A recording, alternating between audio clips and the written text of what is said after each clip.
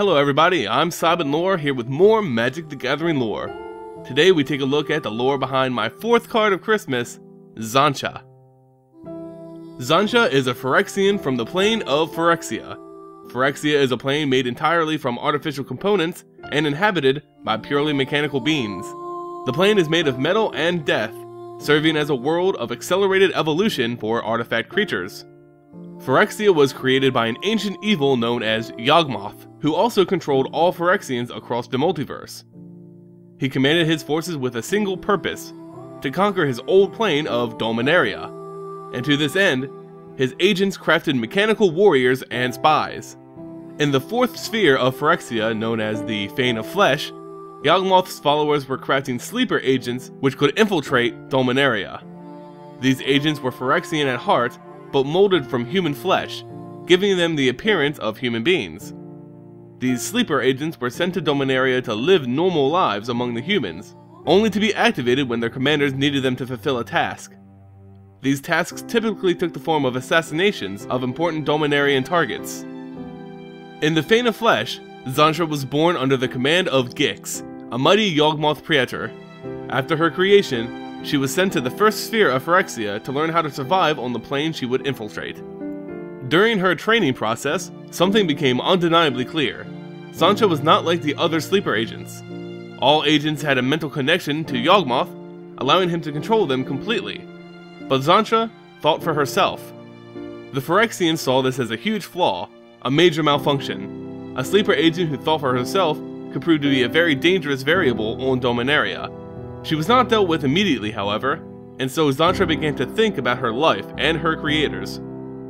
She could not identify the reason for their actions and deemed their careless killings as wrong.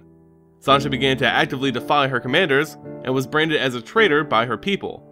And so Gix was commanded to bring the broken sleeper agent to a different plane for execution. Meanwhile, the planeswalker Urza was attempting to get his revenge on the Phyrexians for the assimilation of his brother. Urza was unsuccessful in discovering the Phyrexians' homeworld, but he became very sensitive to the presence of Phyrexian forces across the multiverse.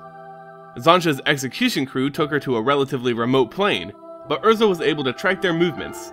He found the group of Phyrexians preparing to execute a seemingly human girl, and thus, he intervened to save her life.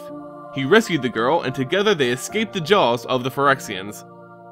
Afterwards, Xantcha came clean about everything. Being grateful for the assistance, she told Urza how to find the Phyrexian homeworld.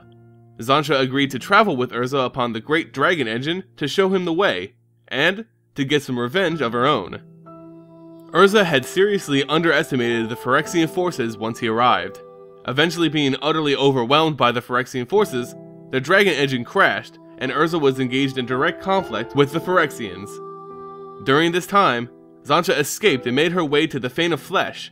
There, she retrieved the Life Matrix, a device which she referred to as being her heart. Upon her return, she found Urza struggling to defend himself from the endless forces. He was ready to collapse, but grabbed a hold of Xantcha and planeswalked away from the battle. Safely returning to Dominaria, Urza slowly began to lose his mind to the infection of Yawgmoth. Xantcha wanted to help her friend in any way that she could. She knew of Urza's past and sought to draw him back to sanity. She found a slave who looked remarkably like Urza's brother, who was lost to the Phyrexians long ago, and paid for his freedom. Using the image of his lost brother, Urza was brought back from the brink of madness. Xantcha eventually sensed the presence of Phyrexian sleeper agents in two small towns which were currently engaged in a civil war. Unable to pinpoint the individual agents, she invented a device which produced a low-frequency sound which was undetectable by humans, but very loud to the sleeper agents. As she planted the devices around the towns, she made her way into a crypt, where she ran into her old commander, Gix. Gix captured Xantcha and used her to draw out Urza. Once he appeared to save his friend, they engaged in a fight to the death. Both were skilled fighters and the battle looked like it could go either way, but eventually, the raw power of the Phyrexian proved too much, and Gix gained the upper hand. Xantcha knew that Urza was Dominaria's only hope if they wished to survive the Phyrexian invasion, so she needed to help him. She did the only thing she could. She threw herself between Urza and Gix, blocking a killing blow with her own body. With Gix distracted, Urza took the opportunity to kill the Phyrexian commander. Xantcha went against her original programming and saved not only her friend, but an entire plane from the jaws of Yawgmoth. So, there you have it guys, the lore behind Xantcha and the 4th card of Christmas.